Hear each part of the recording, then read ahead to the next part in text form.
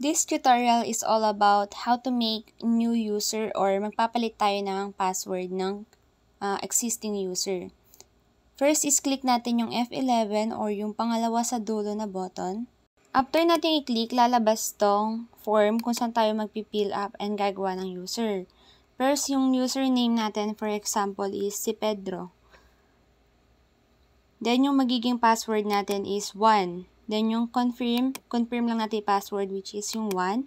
Account level is 1. For biller lang si Pedro. Pwede naman siyang 2 for cashier.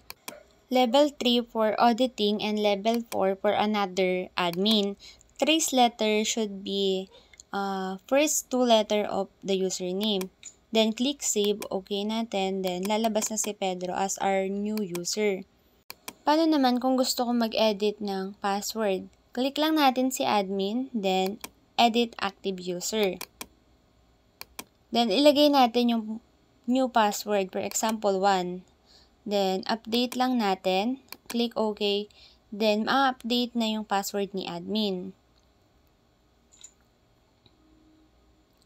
So, ganun lang paano tayo mag-add ng new user and paano tayo makakapag-edit ng current or existing password. Next naman is yung user log. Sa user log, pwede tayong mamili kung kaninong transaction yung titignan natin. For example, si admin. Dito, pwede natin makita lahat ng ginawa ni admin. For example, yung sa may expenses, tapos nag-add ng product, nag-void. Pwede natin siyang i-print na diretso or pwede natin siyang i-export. Makikita natin lahat ng sales count tapos yung sales void.